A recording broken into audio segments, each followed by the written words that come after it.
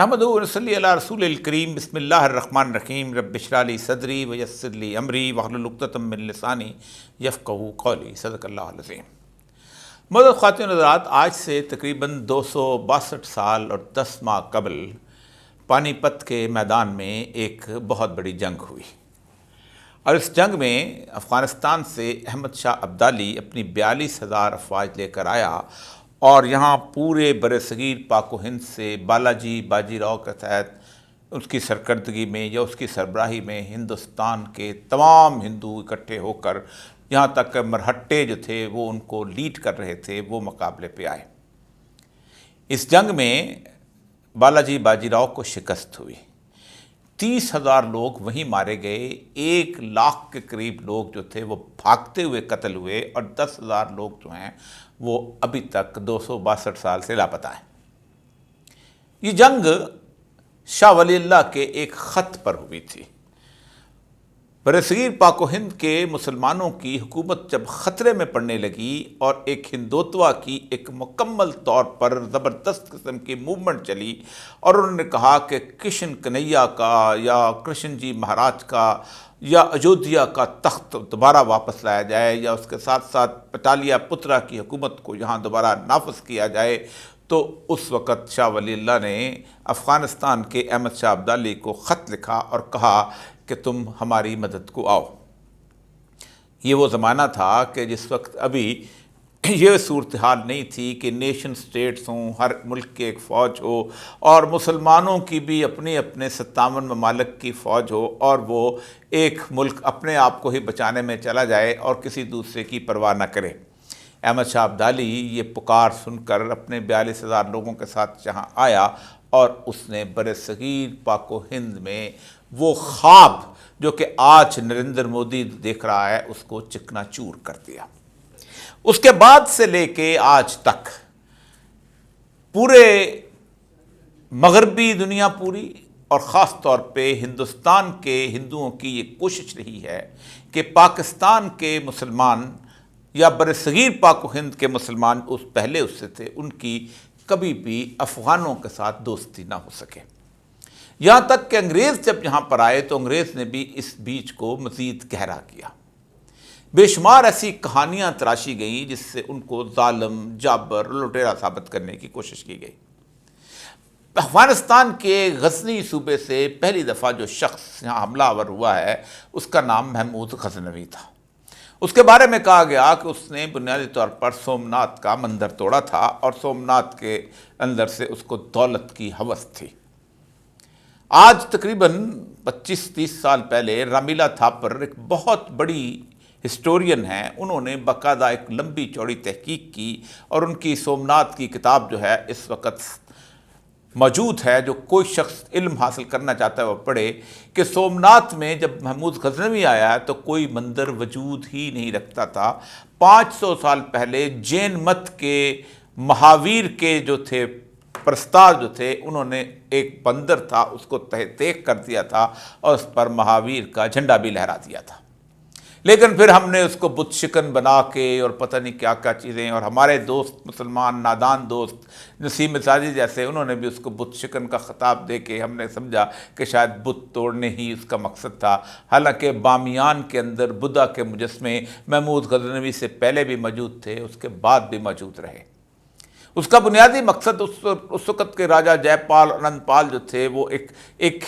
Invasion سمجھ رہے تھے کہ جیسے اشوک نے کابل میں جا کے حکمرانی کی تھی تو ہم بھی کریں گے، تو ان کی قلع کما کے لیے وہ یہاں پہنچا تھا۔ میں کسی طور پر بھی باقی مسلمان پہلے آنے والوں کو اس طرح نہیں سمجھتا کہ وہ خالصتاً دینی طور پر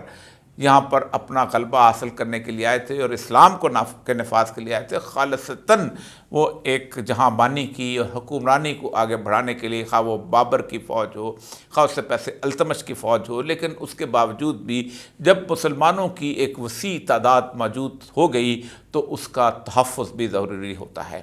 اس کی وجہ یہ ہے کہ یہ بات بڑی انہونی سی ہے کہ کوئی قوم دنیا میں کسی ملک کے اندر صدیوں سے، بلکہ ابتدائے افرینش سے جسے کہتے ہیں، یعنی سٹارٹ آف دا ورلڈ سے یہاں رہتی رہی ہے۔ خود ہندوستان پورے کے اندر جتنی بھی قومیں آباد ہیں، انہوں نے باقاعدہ یہاں کے رہنے والوں کو نکالا جن کو ڈراوڑ قوم کہا جاتا ہے، اور ایرینز جو تھے وہ یہاں آباد ہو گئے۔ یہ جو موئنجو کا علاقہ ہے، اس موئنجو کے علاقے کے اندر جو لاشیں ملی ہیں دفن شدہ، ان کے سر نہیں تھے۔ یہ بہت شاندار تہذیب تھی جن کو یہاں کے لوگوں نے آ کے گیدا اور یہاں پر آ کے حکومت قائم کی، اور پھر اسی میں سے ایرینز بھی نکل آئے، اسی میں سے راجپوت بھی نکل آئے، اسی میں سے ہنس بھی آ گئے، وہ بھی آ کے ان کو مکسچر ہوتا گیا اور یہاں پر ایک قوم آباد ہو گئی۔ تو یہاں اس کا مطلب یہ ہے کہ کوئی 3000 سال پہلے آیا، کوئی 2000 سال پہلے آیا، کوئی 1000 سال پہلے۔ لیکن کہنے کا بنیادی مقصد یہ ہے کہ مسلمان جو کہ یہاں ایک سائزبل نمبر تھے، ان کا ہمیشہ سے تعلق ہمیشہ سے افغانستان اور ایران اور سینٹرل ایشیا کے ساتھ تھا۔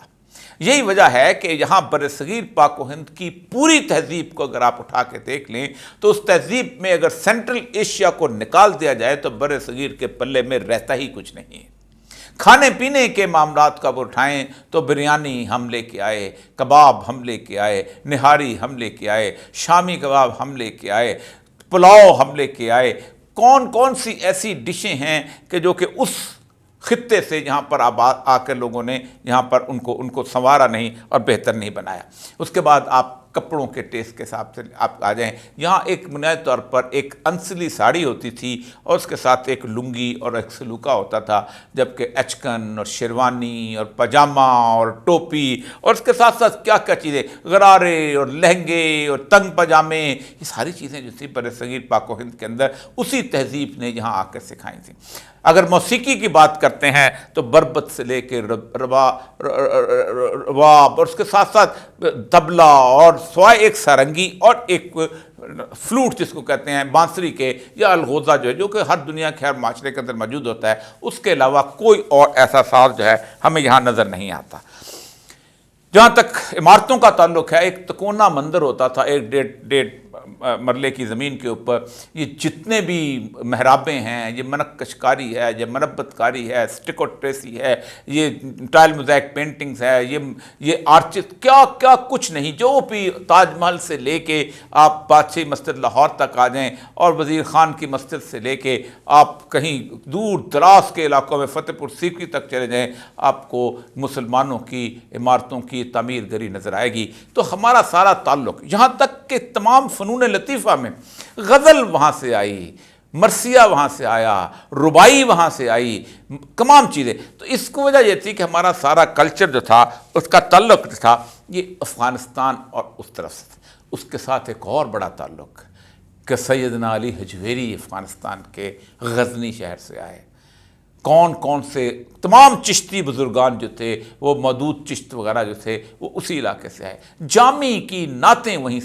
سے آئیں جو کہ ہرات کے علاقے میں رہنے والے تھے۔ تمام بزرگ ابو الحسن خرقانی سے لے کے آج بھی کسی مزار پہ آپ چلے جائیں اور اس سے جا کے اس کا شجرہ نسب اٹھائیں تو وہ صوفیہ سارے کے سارے اس سرزمین سے آئے تھے۔ لیکن پہلے دن سے یہ سوچ لیا گیا تھا کہ اگر پاکستان کو کمزور کرنا ہے یا بر صغیر کے مسلمانوں کو کمزور کرنا ہے تو افغانوں کے ساتھ ان کا تعلق جو ہے وہ دوستی جو ہے اس کو ختم کیا جائے۔ آج ویڈیوز بنانے کا بنیادی مقصد صرف ایک یہی ہے کہ اس وقت جو کچھ ہو رہا ہے یہ ہم اس برطانوی لیگیسی کو اور اس کے ساتھ امریکی پریشر کے ساتھ ملا کے ہم اس کو دیکھ رہے ہیں۔ برطانیہ کی افغانستان کے ساتھ 3 جنگیں ہوئیں۔ جس سرحد کو ہم آج سرحد سمجھ کر اس کے اوپر لڑائی میں کر رہے ہیں، جو کہ وہ بنیادی طور پر گزشتہ تقریباً 3000 سال سے کوئی سرحد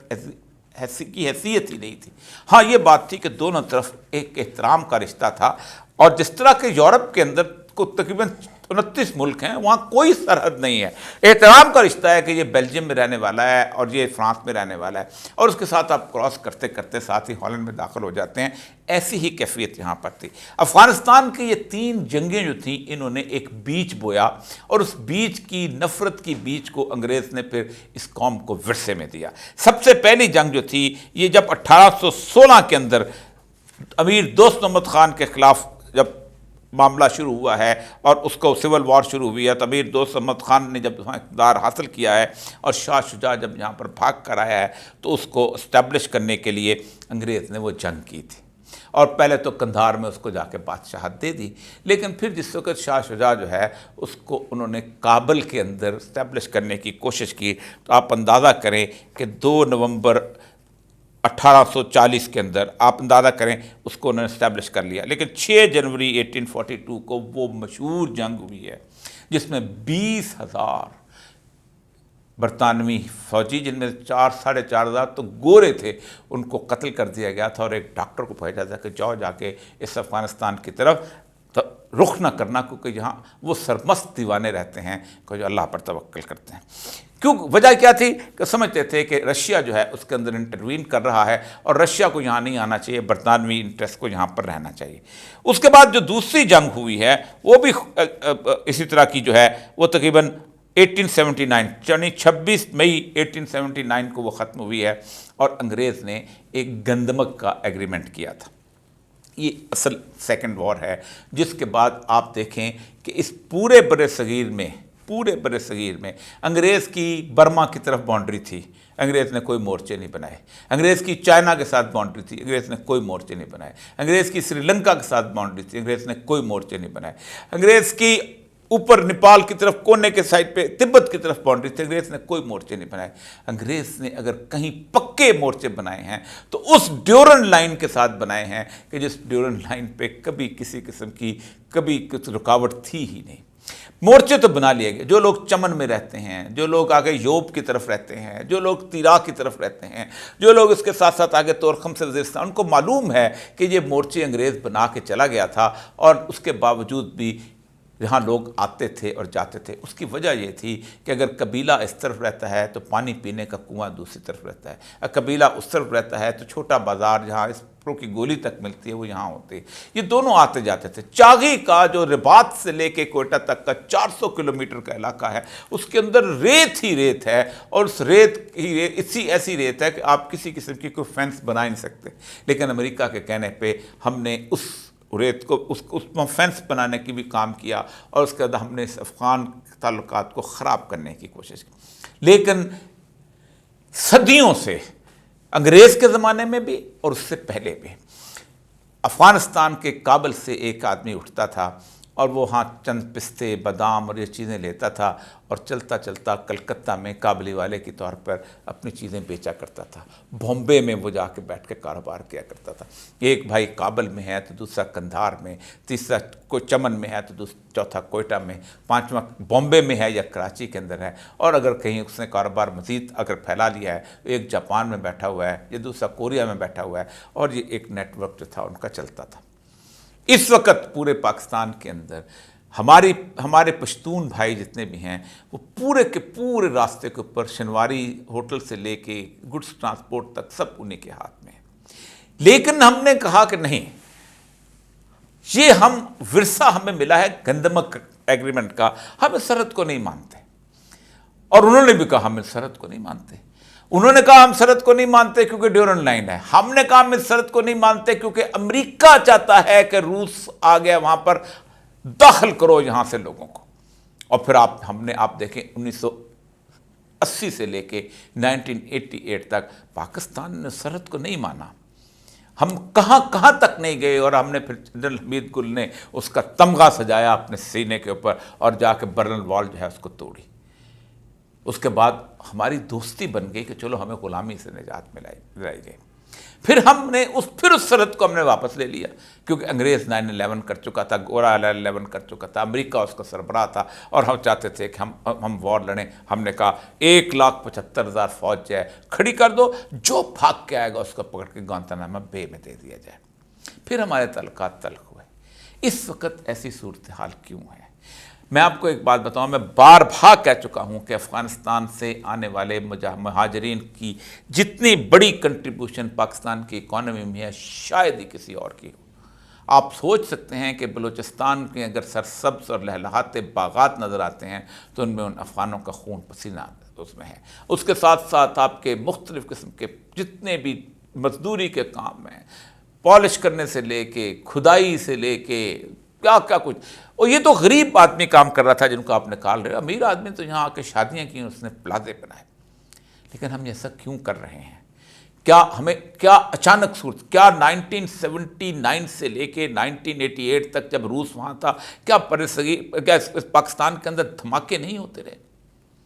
کیا 70,000 لوگ مر گئے تھے کہ ہم نے کوئی ایکشن نہیں لیا تھا اس وقت؟ کیونکہ ہم سمجھتے تھے کہ ہم اگر افغانستان سے لوگ آئے جائیں گے تو ہمارے لیے ایک بہت شاندار قسم کا راستہ ملے گا، اور ہم یہاں سے بھی لوگوں کو بھیج سکیں گے، اور وہاں سے آنے والے پڑا لیں گے، ان کو بھی ہم تیار کر سکیں گے۔ وہ بھی کرتے رہے، ہم بھی کرتے رہے، تعلقات کو ہمیشہ انڈیا نے خراب کرنے کی کوشش کی، افغانستان میں اپنا بیس بنایا، اور بیس کس کے ذریعے بنایا؟ ہمارے دوست، ہمارے جگری یار، ہمارے سرپرست، ہمارے آقا نے، امریکہ کے کہنے کے اوپر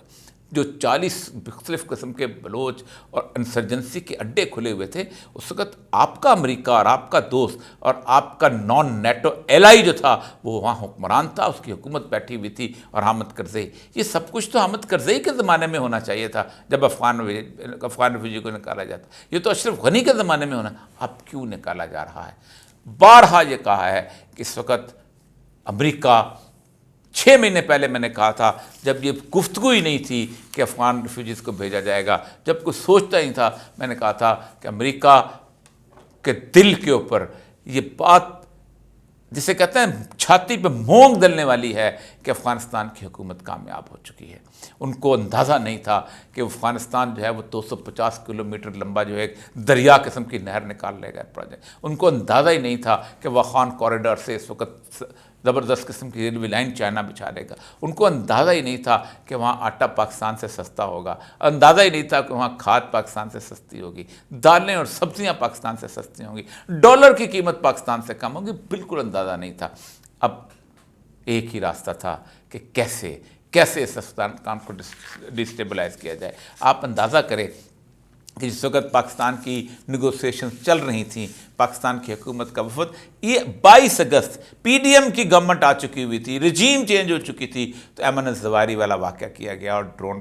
وہاں پھینکا گیا تاکہ دونوں ملکوں کے تعلقات خراب کیے جائیں۔ آج بھی یہی کیا جا رہا ہے۔ امریکہ پاکستان اور افغانستان کے درمیان صدام اور خمینی جیسی ایران عراق وار چاہتا ہے، ان کا اسلحہ بھی بکے گا، اور وہ خواہش پہ پوری ہوگی جو خواہش